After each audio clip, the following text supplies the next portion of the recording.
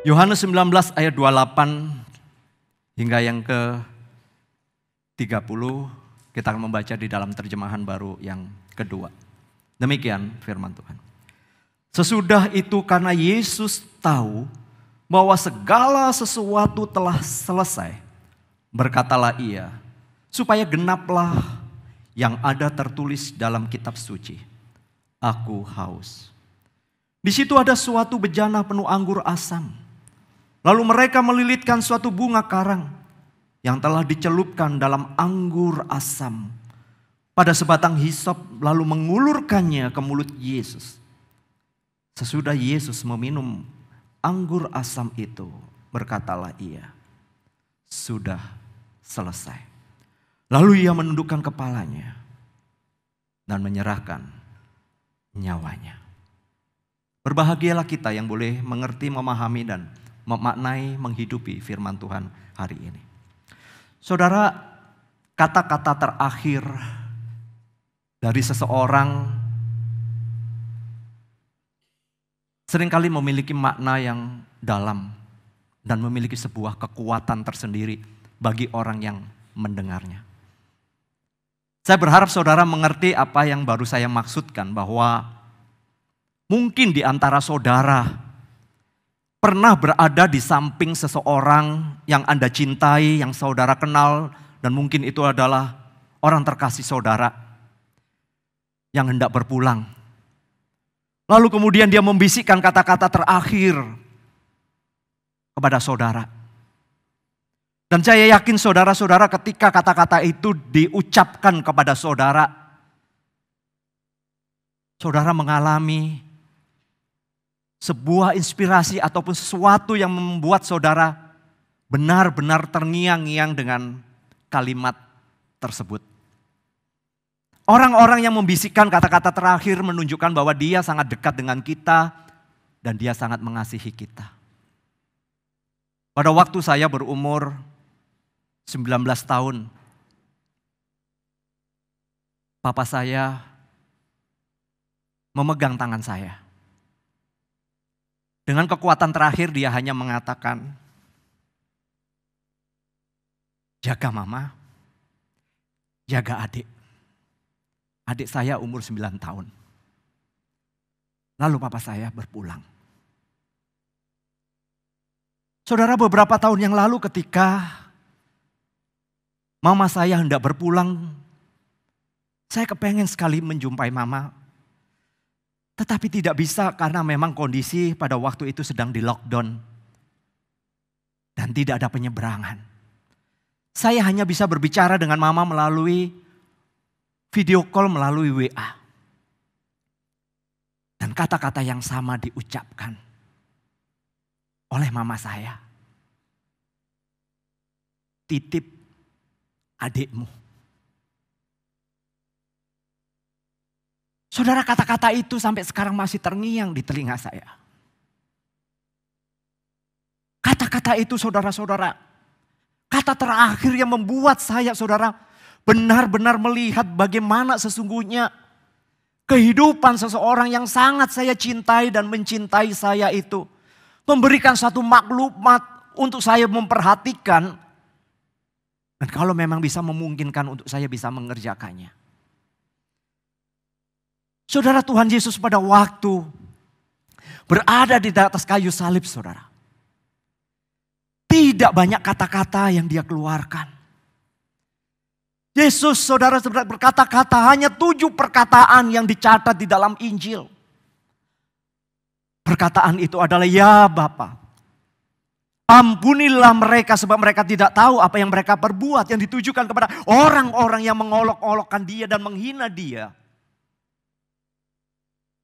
Yesus juga berkata kepada penjahat yang ada di sampingnya ketika meminta pertolongan kepada Yesus. Dan dia berkata, aku berkata kepadamu sesungguhnya, hari ini juga engkau akan bersama-sama dengan aku di dalam Firdaus. Di atas kayu salib dia berbicara kepada ibunya, Maria, ibu, inilah anakmu. Dan berkata kepada murid yang dikasihinya, inilah ibumu. Saudara, di tengah-tengah rasa sakit yang begitu berat yang dirasakan ditanggungnya, saudara. Yesus hanya bisa berkata karena tanggungan dosa itu mengerikan. Betapa seriusnya masalah dosa. Karena Allah harus menanggungnya. Bahkan Allah harus memalingkan dan menutup mukanya. Saat itulah Yesus berkata, Allahku, Allahku, mengapa engkau meninggalkan aku? Di ujung hidupnya, rasa haus mulai menggerogoti di dalam dirinya. Dan dia berkata, sudah selesai. Tetelestai.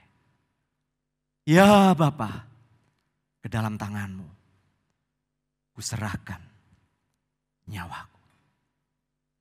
Saudara, dari 7 perkataan Tuhan Yesus yang Tuhan Yesus nyatakan kepada kita, menunjukkan kepada kita, saudara, bahwa kata-kata itu, saudara, bukan menunjukkan sebuah kesedihan. Bukan karena dia sekarat. Bukan dia minta dibelas kasihani oleh orang-orang di bawahnya. Bukan juga menunjukkan sebuah kekalahan. Bukan juga menunjukkan sebuah umpatan atau makian kepada orang-orang yang mengejek dan menghina. Yesus juga bukan mengucapkan kata-kata memohon supaya dibelas kasihani. Kalau dia mau di dalam kemahakuasaannya, saudara, dia bisa mendatangkan malaikat untuk menghukum orang-orang yang menyiksa dirinya. Dengan kemahakuasaannya dia bisa turun di atas kayu salib, saudara.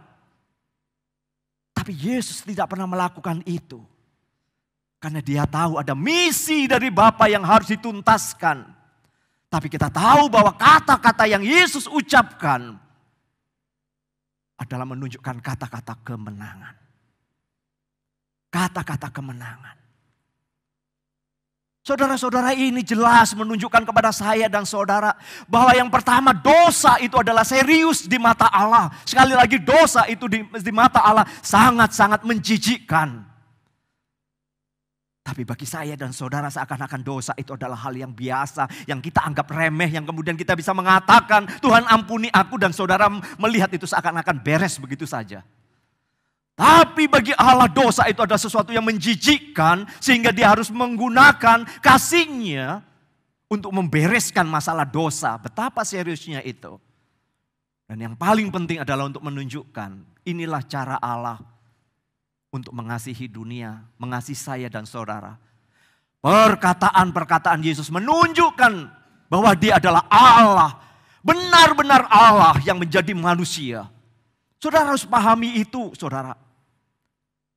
Kita mengetahui, saudara-saudara, tidak perlu diragukan lagi bahwa Yesus tahu apa yang harus disampaikan melalui kata-kata terakhirnya kepada orang-orang yang ada pada waktu itu, terutama kepada para muridnya, kepada para pengikutnya. Saudara, betapa mulianya hati Yesus. Kata-kata itu diucapkan sedemikian rupa. Karena kata-kata itu, saudara, memiliki sebuah tujuan yang kuat. Tujuan yang besar di balik kata-kata 7 perkataan itu. Supaya saudara-saudara, saya dan saudara menjadi orang-orang yang bermakna. Menjadi orang-orang yang mengerti tentang tujuan hidup saudara. Mengerti bagaimana saudara hanya mendapatkan kasih karunia daripada Allah yang diterima oleh iman. Dan iman pun itu adalah pemberian daripada Allah. Supaya saudara diselamatkan dari murka Allah. Saat kita memperhatikan perkataan yang ke-6. Tetelestai. Sudah selesai. Kata ini menarik, saudara. Untuk juga boleh kita kupas. Mungkin saya mereview apa yang pernah disampaikan beberapa kali tentang kata-kata ini. Tapi saudara, mari kita maknai sedikit untuk melihat apa sih kata tetelestai. Apa sih arti daripada kata sudah selesai, itu makna yang paling dalam. Pernah saya ungkapkan bahwa penulisan Alkitab itu adalah memakai bahasa Ibrani di dalam perjanjian lama dan bahasa Yunani di dalam perjanjian baru. Saudara, bukan sebuah kebetulan ketika Allah memakai 2 bahasa ini. Tetapi dua bahasa ini ketika dituliskan dengan sebuah kalimat makna yang terkandung di dalam ungkapan-ungkapan baik itu bahasa Ibrani ataupun Yunani memiliki makna yang dalam. Kita melihat kata yang keenam, tetelestai. Kata dasarnya teleo, memiliki arti menyelesaikan, mengakhiri, menuntaskan, sudah selesai, memenuhi. Memenuhi apa? Yaitu hal yang dilakukan sesuai dengan apa yang telah dikatakan atau diperintahkan. Sama seperti saudara mengerjakan sesuatu, lalu kemudian ketika itu finish dan saudara membuka, melihat, mengoreksi, udah selesai. Saudara mengatakan sudah selesai, sesuai dengan apa yang diperintahkan. Saudara, kata ini menunjukkan kepada saya dan saudara bahwa kata teleo melaksanakan isi suatu perintah. Perintahnya apa? Kemudian dilakukan dan diselesaikan apa yang diperintahkan itu, bahwa tugas itu sudah dipenuhi serta diselesaikan dengan baik. Ini pengertian dasar dulu daripada kata teleo yang kemudian menjadi tetelestai. Jadi dari sini saudara kita bisa melihat ketika Yesus berkata sudah selesai. Apa maksud daripada Yesus ketika berkata? Saudara, yang pertama bahwa Yesus sudah menyelesaikan tugas yang diberikan Bapa kepadanya. Dan tugas itu diselesaikan dengan tuntas dan sempurna. Kok bisa mengatakan demikian? Saudara-saudara, di dalam bagian Injil kalau kita melihat bentuk penulisan di dalam bahasa Yunani itu ada tense-nya, ada penunjuk waktunya. Dan saudara, bentuk-bentuk kalimat yang diucapkan itu sesungguhnya menunjukkan kepada kita bahwa kata tetelestai bukan merujuk kepada bahwa kalau dibahasakan sekarang, sekarang aku mati dah. Gitu ya. Bukan itu. Bukan merujuk kepada akhir daripada hidup Yesus. Bukan itu saudara yang dimaksudkan. Tetapi ketika dia berbicara tetelestai, sudah selesai, itu adalah penyelesaian tugas yang diberikan kepadanya sudah diselesaikan dengan tuntas. Artinya tidak ada satupun yang kelewat, tidak ada satupun yang bolong. Saudara, saya termasuk orang yang seringkali lupa. Banyak hal yang saya lupa kalau itu tidak menjadi sebuah agenda penting di otak saya. Seringkali saya lupa, makanya saya selalu catat di HP saya selalu melihat jadwal-jadwal saya. Karena saya adalah orang yang pelupa. Yesus bukan orang pelupa. Dia selalu saudara-saudara melihat dengan jeli apa yang tertulis di dalam perintah Bapaknya, yang tertulis di dalam perjanjian lama. Semua harus digenapi. Kalau saudara memperhatikan misalnya di dalam Yohanes 4 ayat 34. Yesus berkata bahwa makananku ialah melakukan kehendak Dia, yaitu kehendak Bapaknya yang mengutus aku dan menyelesaikan pekerjaannya. Ingat, Yesus adalah manusia sejati tapi juga Allah sejati. Tapi dalam ketaatannya dia mengosongkan dirinya menjadi manusia. Di situ kita melihat bahwa makanan yang Yesus maksud adalah bahwa dia hanya bisa mengerjakan apa yang Bapa mau untuk dia kerjakan. Kalau saudara memperhatikan di dalam Yohanes 5 ayat 36 juga dikatakan di sana saudara. Bahwa segala pekerjaan yang diserahkan Bapa kepadaku supaya aku melaksanakannya. Artinya Yesus benar-benar melaksanakan apa yang menjadi maunya Bapa. Dan kemudian kalau saudara melihat di dalam Yohanes 17, karena ayat sudah selesai dari Yohanes, saya melihatkan konteksnya secara keseluruhan. Yohanes 17 ayat 4 mengatakan bahwa aku telah mempermuliakan engkau, yaitu Bapa, di bumi dengan jalan menyelesaikan pekerjaan yang engkau berikan kepadaku untuk melakukannya. Saudara, inilah ketika Yesus berkata, yang pertama itu adalah tetelestai, memiliki arti tugas yang diberikan Bapa kepadaku tuntas dan sempurna. Saudara bisa memperhatikan Bagaimana sejak kelahiran Yesus yang ajaib di Bethlehem itu, hingga dia naik ke surga, saudara. Yesus menjalani kehidupan yang menakjubkan, menjalani kehidupan yang begitu sempurna, saudara. Ia datang di dalam kesederhanaan. Lahir hanya di sebuah kandang. Hidup mengalami pencobaan yang begitu berat. Kematian yang hina dan mengerikan.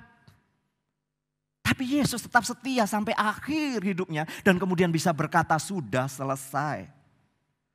Ia mengajar dengan penuh otoritas. Yesus melakukan banyak mukjizat. Mengubah hidup banyak orang.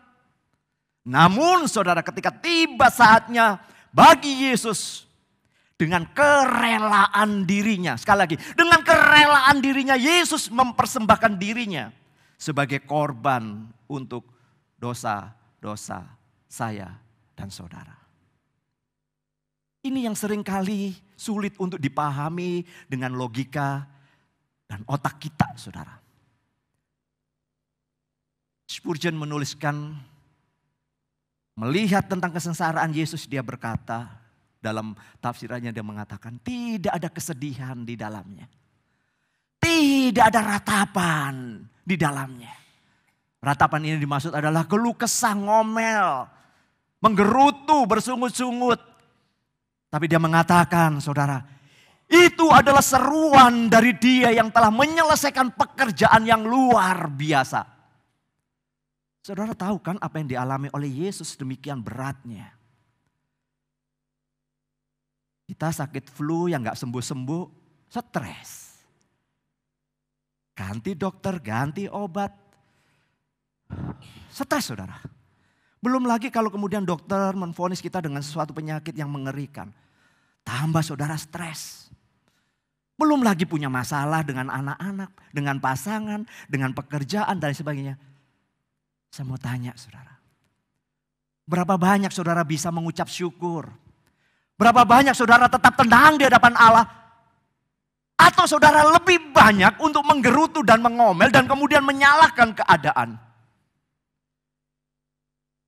Saudara, rasanya yang kedua yang akan kita lakukan. Terlalu banyak menggerutu. Terlalu banyak komplain dengan sesuatu yang tidak sesuai dengan keinginan kita. Yesus saudara yang tidak berdosa dijadikan dosa karena saya dan saudara. Dia rela menjadi manusia. Supaya kita tahu bahwa apa yang tertulis di dalam kitab suci itu adalah digenapi. Maka kata tetelestai atau sudah genap, sudah selesai. Yang kedua memberikan arti itu berhubungan dengan penebusan. Saudara, di dalam konteks pada waktu itu sekitar abad 1 dan 2, kata ini saudara teleo itu sering dipakai di dalam hubungan dagang. Atau kemudian dipakai di dalam laporan akuntansi keuangan. Seringkali dipakai kalau kemudian ada orang yang berhutang, misalnya ada orang berhutang itu dicatat. Lalu kemudian ketika orang itu melunaskan hutangnya, gitu ya, membayar, maka surat lunas itu diberikan. Ketika seseorang menerima surat hutang itu saudara, itu berlaku selamanya. Tapi yang menarik kata ini juga dipakai adalah untuk para tawanan-tawanan.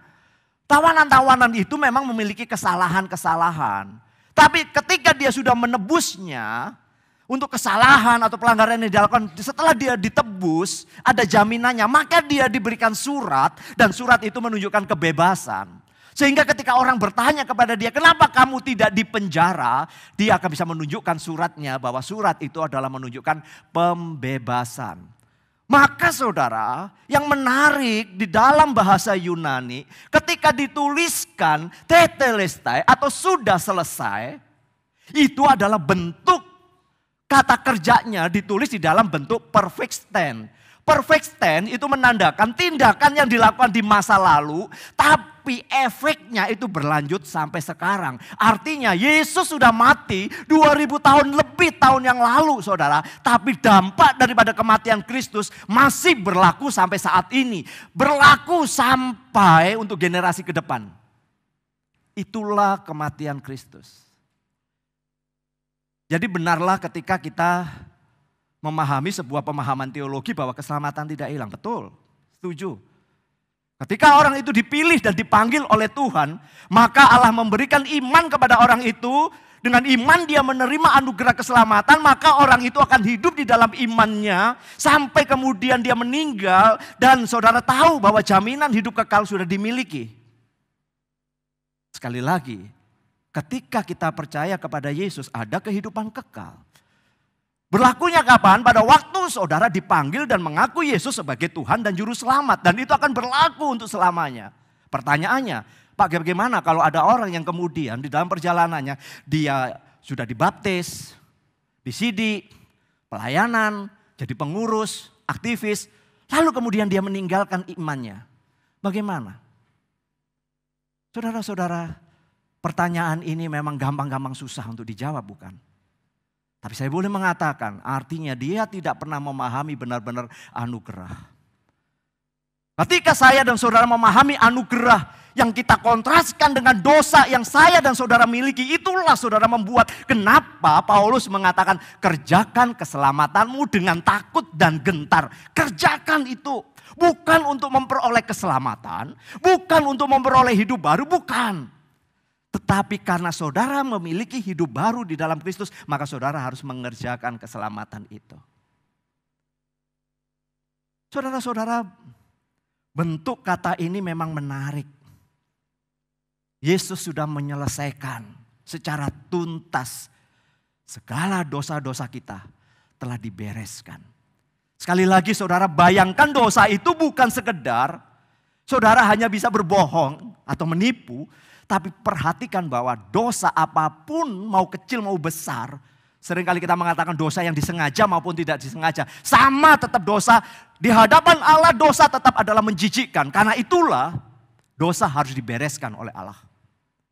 Hanya melalui caranya Allah. Hanya melalui metodenya Allah. Barulah keselamatan bisa dikerjakan.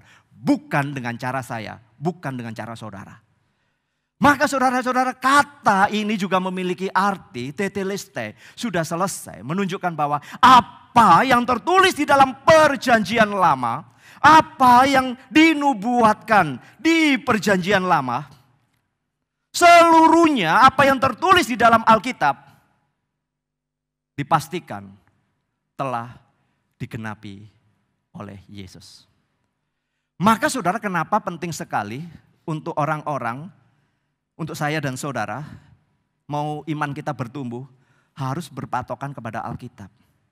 Kenapa di dalam katekisasi ataupun juga bimbingan pranikah, Alkitab harus menjadi standarnya. Karena kalau orang yang mau jadi percaya, mau dibaptis atau sidi seperti adik-adik ini, tapi tidak mengimani Alkitab, nggak pernah mengiman bahwa ini firman Allah, saudara dipastikan bahwa apa yang masuk ke dalam otaknya bukan firman Allah, tetapi dari dunia. Inilah dia nggak bisa bertumbuh. Yesus tahu saudara ketika berkata sudah selesai, semua nubuatan yang ada di dalam perjanjian lama, dan seluruh aspek pekerjaan yang harus dilakukan oleh Yesus untuk menggenapi apa yang tertulis di sana, dipastikan bahwa itu benar-benar selesai dan tuntas. Maka boleh disimpulkan pekerjaan Yesus telah selesai, karya keselamatan tersedia, kitab suci sungguh digenapi. Di sini saudara-saudara yang menarik untuk kita boleh merenungkan. Kenapa kita harus benar-benar selalu membaca kitab suci? Membaca firman Tuhan. Saudara mungkin bertanya, banyak orang yang bertanya kepada saya, Pak, kenapa yang si dibaptis dikasih Alkitab? Kan sekarang pakai elektronik, kasih aja elektronik. Kan dia bisa download sendiri. Saudara, bukan masalah saya gereja mau kasih Alkitab atau tidak. Tapi kembali lagi saudara, elektronik bisa saja ya, download aja deh Alkitabnya gitu ya. Ini sebagai tanda bahwa kamu dibaptis. Enggak. Alkitab ini juga bukan kenang-kenangan ya buat kalian ya yang baptis ini ya. Ini bukan kenang-kenangan gereja. Ini adalah firman Allah yang menjadi penolong kalian. Untuk benar-benar kalian baca, kalian renungkan. Tanpa firman Tuhan hidupmu akan berantakan. Karena hanya firman Tuhan yang mengingatkan apa arti anugerah. Baca firman Tuhan, ini bukan hiasan ya. Sekali lagi saya mengatakan ini bukan hiasan. Saudara, dari bagian ini, maka ketika Yesus berkata sudah selesai. Yang pertama, bukan saja pekerjaan daripada Bapa yang diperintahkan kepadanya dituntaskan, diselesaikan. Tetapi juga menunjukkan bagaimana penebusan Kristus telah membayar lunas dosa-dosa kita. Bahkan kemudian kita juga baru memperhatikan bagaimana janji-janji Tuhan. Nubuat tentang Kristus, tentang keselamatan telah digenapi oleh Kristus. Sehingga dia memastikan untuk benar-benar bahwa apa yang tertulis di dalam Alkitab Perjanjian Lama tidak ada yang kelewatan. Sampai kemudian dia berkata untuk kata yang terakhir. Aku haus. Perhatikan kalau saudara punya Alkitab. Kalau di downloadan gak ada. Tapi kalau saudara punya di sini, saudara ada kutipannya. Kutipan dari mana? Dari Perjanjian Lama. Di situ saudara mengetahui bahwa Yesus sekali lagi sebelum dia berkata, tetelestai, sudah selesai. Yesus memastikan. Kalimat terakhir yang harus dia ucapkan adalah penggenapan semuanya. Bahkan kata aku haus pun itu sudah dinubuatkan di dalam Perjanjian Lama. Lihatlah Alkitabmu. Saudara, dari sini saudara, ketika Yesus telah menyelesaikan apa yang diperintahkan, inilah tujuan kekal daripada salib sudah terpenuhi. Tujuan kekal daripada salib itu telah tergenapi. Saya dan saudara dipanggil untuk melihat ini dan kemudian menghidupi. Bukan menjadi orang yang legalitas. Legalitas artinya ya aturannya seperti ini, jadi orang keagamaan. Bukan itu. Tetapi benar-benar memahami Yesus ada di dalam hatimu dan hidup menjadi saksi Kristus. Menghidupi kebenaran firman Tuhan di dalam hidupmu. Seperti Leon Morris mengatakan demikian saudara.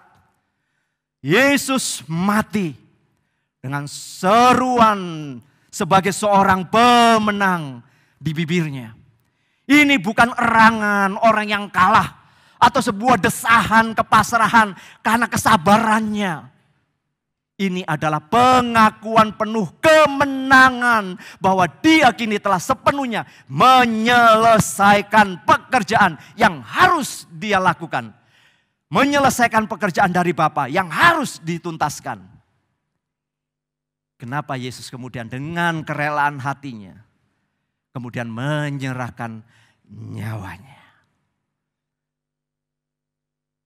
Saudara, sekali lagi ini sulit dipahami secara logika di dalam nalar kita. Hanya Roh Kudus yang bisa memahami dan mengertikan kenapa ini begitu berarti di dalam kehidupan saudara. Saudara, sekian lama saya tidak pernah mengenal Kristus. Tapi begitu semakin melihat, mendalami apa yang Kristus katakan, semakin menunjukkan bahwa saya seharusnya memang tidak layak. Semakin hari saya semakin menyadari kelemahan saya, ketidaksempurnaan saya, keberdosaan saya. Semakin lama saudara dalam kehidupan saya, di dalam mengiring Tuhan, bukan semakin menunjukkan saya tahu dan hebat mengetahui segala sesuatu tentang Yesus. Tetapi semakin saya membaca, semakin saya merenungkan apa yang dilakukan Yesus, semakin membuat hati saya semakin gentar dan takut. Semakin menyadarkan saya bahwa saya tidak layak sesungguhnya. Selalu saya mengatakan kenapa selalu saya berapi-api ketika saya mengatakan Yesus itu keselamatan. Hiduplah sesuai dengan anugerah keselamatan. Karena mahal keselamatan itu saudara. Keselamatan itu memang diberikan anugerah. Dan ketika saudara diberikan itu mahal. Itu bukan murahan. Yang saudara mungkin setiap minggu ketika datang beribadah boleh mengaku pengakuan dosa dan kemudian seakan-akan dosa saudara beres. Oh, tidak segampang itu Ferguson, kata orang begitu bukan? Dosa itu masalah serius. Maka hiduplah secara serius di hadapan Allah. Karena disinilah kita bisa melihat tetelestai menunjukkan bahwa janji, nubuat telah tergenapi, telah selesai. Pengorbanannya telah selesai.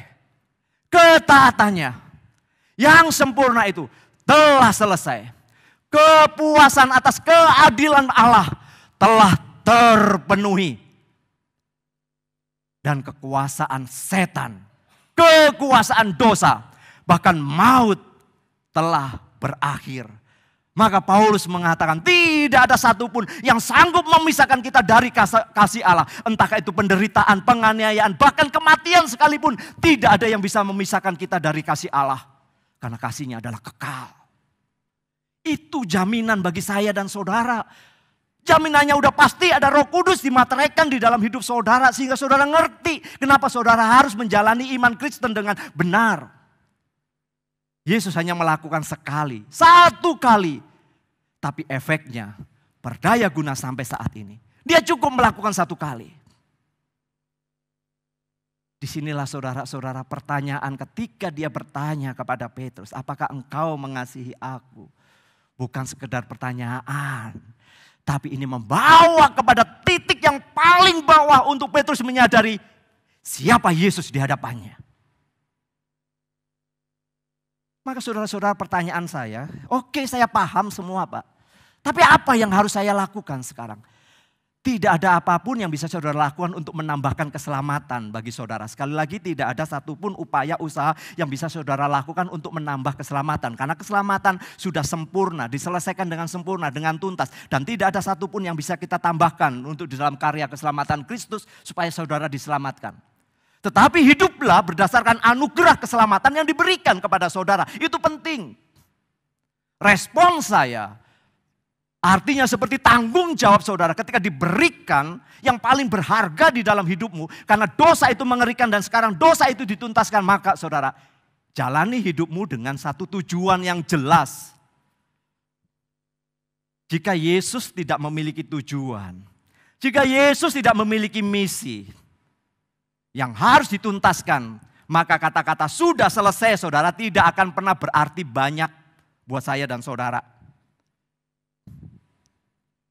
Yesus sedang berbicara ketika menunjukkan kepada saya dan saudara, kepada para pengikutnya dan muridnya pada waktu itu, tujuan dia datang ke dalam dunia sejak dia datang di Bethlehem. Di sebuah kandang itu menunjukkan bahwa ini misi, ini tujuannya untuk diselesaikan. Sehingga dia menyelesaikannya.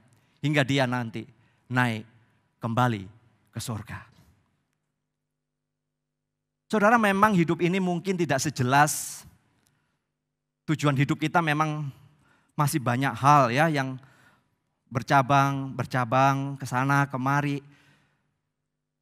Banyak hal yang membuat kita saudara menjadi tidak fokus di dalam tujuan hidup kita. Tetapi saudara, belajarlah untuk melihat bahwa dirimu itu berharga di mata Tuhan. Keselamatan itu mahal. Situ saudara harus punya tujuan. Tujuan hidup saudara adalah untuk memuliakan Tuhan. Dengan cara saudara, dengan apapun yang Allah berikan kepada saudara. Bukan hanya bertujuan, tapi respon kita belajar untuk memiliki hidup yang bermakna. Jangan hidup hanya menggelinding begitu saja. Miliki hidup yang bermakna. Karena kesempatan saudara sangat limited, sangat terbatas. Fokus pada prioritas. Prioritasnya adalah Allah, bukan saudara. Untuk bisa fokus tentu saja perlu yang namanya disiplin. Saudara harus disiplin. Ketika saudara disiplin, disinilah saudara berani mengatakan tidak untuk sesuatu yang membuat saudara jatuh dalam dosa. Mengatakan tidak untuk sesuatu yang tidak memuliakan Tuhan. Tapi berani berkata iya. Kalau memang itu adalah mendatangkan kemuliaan bagi nama Tuhan. Itulah namanya fokus dan prioritas. Fokus dan prioritas. Supaya hidup saya bermakna, saya harus berani mengatakan tidak untuk dosa. Tidak untuk sesuatu yang mencemarkan kemuliaan Allah. Tapi saya akan berkata yes, iya. Kalau itu mendatangkan kemuliaan Allah. Jangan dibalik. Jangan dibalik. Kita mengatakan tidak yang untuk Allah. Mengatakan tidak untuk pekerjaan Allah. Tapi yes untuk saudara. Jangan dibalik konsepnya. Karena saudara-saudara, untuk bisa tetap fokus, saudara harus tetap mengerjakan yang namanya ketaatan. Saudara, ketaatan yang harus saudara lakukan tetap harus dikerjakan. Apapun yang terjadi, saudara harus tetap belajar untuk taat kepada Tuhan. Karena di sini saudara-saudara, yang perlu kita juga renungkan saudara, perjalanan ini tidak mudah, tetapi saudara harus berjuang hingga tiba di dalam garis akhir. Berapa lama saudara berani jamin hidup saudara bisa hidup di dunia ini? Berapa lama? Saudara berani mengatakan, saya mau hidup 50 tahun lagi. Seorang pun tidak punya jaminan saudara sampai berapa lama kita diizinkan hidup di dalam dunia. Enggak ada seorang pun tahu. Kapanpun Tuhan bisa memanggil kita. Apapun yang kita pegang erat pada saat hari ini, pada satu waktu ketika waktunya tiba, saudara harus melepaskan.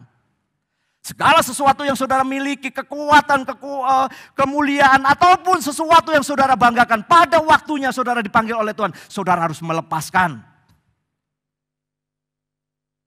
Karena pada akhirnya setiap kita akan menghadap Tuhan. Apapun, siapapun kita. Maka saudara kita harus berjuang. Berjuang dalam arti apa? Menjalani iman Kristen kita, menjalani anugerah keselamatan. Sampai kemudian titik akhir kita dan kita juga boleh mengatakan, sudah selesai. Sehingga hal itu akan menjadi hal yang indah ketika kita nanti kelak dipanggil oleh Tuhan. Tuhan boleh berkata kepada kita, mari masuklah hambaku yang taat dan setia. Sangat indah bukan? Saudara, keselamatan sudah menjadi milik saudara. Sehingga dia berkata sudah selesai. Saudara, ketika Yesus berkata sudah selesai. Keselamatan kita, penebusan kita, hidup kekal kita telah lengkap, sempurna. Dosa-dosa kita telah diampuni. Dan saya dan saudara sudah dimeteraikan oleh Roh Kudus di dalam hati kita. Sudah menjadi milik kepunyaan Kristus yang berlaku selamanya. Masakan saudara tidak pernah mengerti bagian ini secara pribadi? Saya menuliskan sebuah doa buat saudara. Buat kita semua. Doa itu adalah, Tuhan Yesus, ajarku untuk hidup sesuai dengan anugerah-Mu. Engkau telah menyelesaikan pekerjaan-Mu untukku. Maka sekarang aku harus mulai bekerja untuk-Mu ya Tuhan. Dan aku harus bertekun, taat, sampai aku menyelesaikan pekerjaanku. Selesaikan pekerjaan saudara. Pekerjaan yang Allah sedang titipkan kepada saudara. Kelak ketika Tuhan berkata, pulanglah anakku, pulanglah. Saudara, engkau akan mendengar, masuklah. Masuklah ke dalam perjamuan besar. Hai hambaku yang setia dan taat. Karena aku sudah menyelesaikan semuanya untuk-Mu. Mari kita berdoa.